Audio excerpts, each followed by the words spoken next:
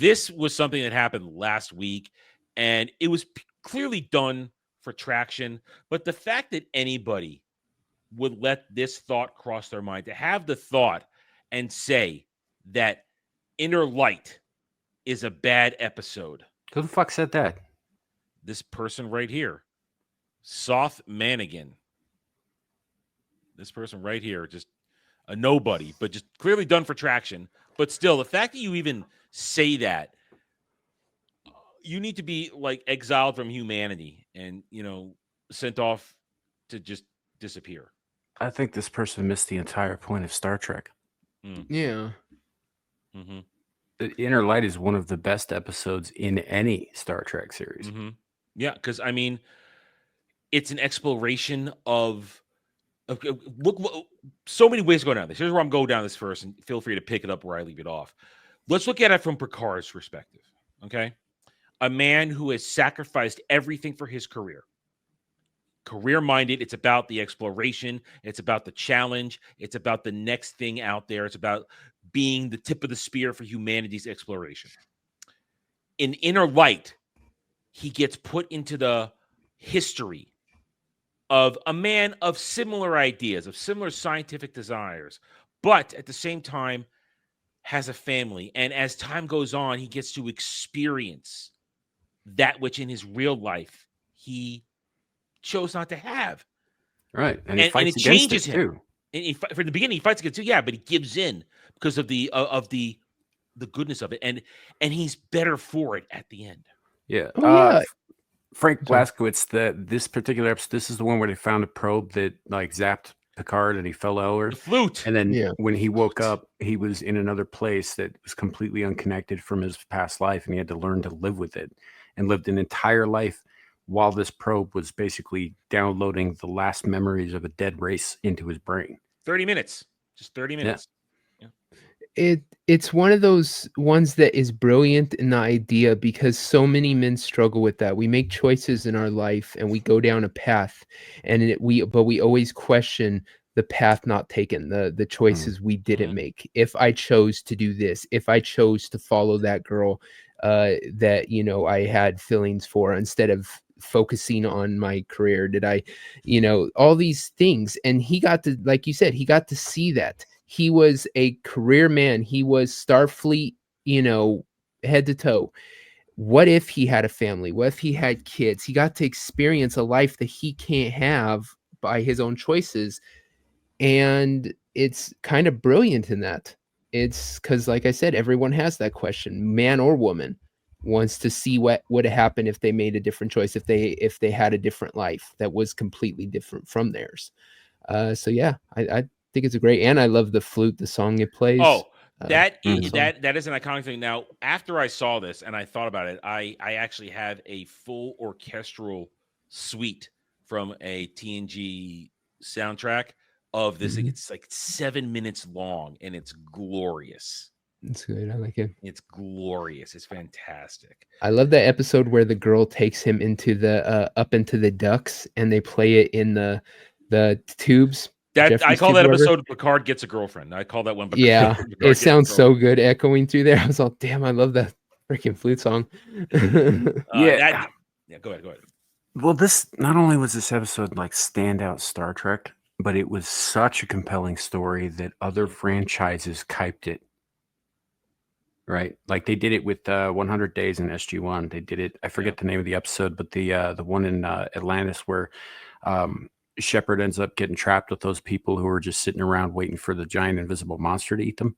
The evolution, with the Ascension episode, the Ascension and episode. I mean, and this is just the first two off the top of my head, but I mean, this became like a recurring kind of storyline, and this is different than the one where every franchise has done this shit too, including the X-Files, where they just wake up and they think they're crazy because they're in a mental hospital and their real life was something else. That's a whole other thing. Does it. Yeah, but this one did that same thing, but it did it in a much more,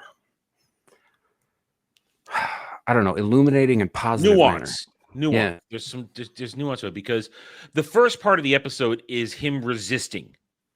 As we talked about, he resists it for so long. I'm trying to find my way out of this. This can't be real. And then he just accepts it. And then it's a different life where he has a family, and then he learns the joy of passing on what he has learned to his, in this case, fictional daughter, because these were not actual people. These are approximations of people from that society, and it was just created in a simulation for him to understand it.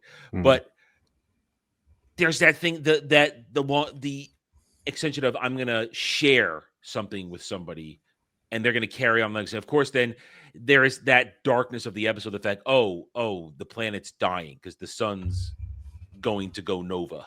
I think it was gonna go nova. Yeah, the sun's gonna die, and the planet cannot handle the dying sun's heat as it's wasting away the protective layers of the ozone and stuff like that. And it's just so compelling is the first word that jumps to my mind on this. It's a compelling episode. And to watch him lose himself as Picard and become the other man whose name I can't remember, the character's name at the moment. I can't remember what he's called in that sub. Yeah. But he becomes that man in every sense of the word. And that final moment when they're watching what turns out to be the probe that has scanned Picard being launched, he says, "Oh, we're watching this," and he sees everybody who's passed away reappear. It's like, wait, what's going on? What's going on? And then they explain to him, no, we aren't real. We never were, but we're the remnants of the society, and we're passing on our knowledge. And we may be gone thousands of years. Remember us. We live on through you. And it's good. And then after it's done and it's transmitting everything, the Kamen, thank you, Ariel. Kamen, thank you. Then it's the end of it, and the only thing that was in the probe were a couple artifacts and the flute. And then he takes it. And then we talk about a lot. I mean, every week right now, I sit down with Brad, Jay Fractured, and Hitman, and we're doing DS9. And Hitman and Jay Fractured, they haven't seen DS9. So Hitman's only seen TNG, and Jay Fractured's only seen smattering. So TNG and DS9 are two completely different beasts. TNG is your classic Star Trek, new planet every week, new situation, character work, of course, but it's kind of an accumulation over a long time. Never really, this is about building the foundation of the characters. Was DS9, which is about it's character driven, eventually into the stories that grow up out of it. And in this case, it's one of those rare occasions where the flute is something that continually carries over. We talk about, Devil mentioned it, I call it Picard gets a girlfriend. She comes to his quarters and she says, "Oh, you play music?" He says, "Well, yeah, I sort of have this flute. It's a one of a kind, but my music is very personal to me. It's very private. I don't share it with anybody." And that episode is how Picard is recalling, I would say, the lessons he learned from that and stepping beyond and allowing something else to happen. That's also a really good episode too. Yeah. It's frankly, this soft ID transition and now I'm a man again is a fucking retard. Yeah. You know, it's either that or like was suggested earlier, dude's just looking to stir up shit, because that is an objectively false statement. Yeah, I mean, there are plenty of episodes that you could say that about. This ain't one of them. The fact that like you said, it must be him just trying to pick a fight, because if he thinks that's a bad episode, he has the worst fucking taste. Yeah. Thanks for watching, everyone. If you enjoyed the video, hit that like button, subscribe to the channel, check out my gaming channel at Renaissance Nerd Arcade, and follow me on X Twitter under @TheRedNerd. Thanks again for watching. Take it easy.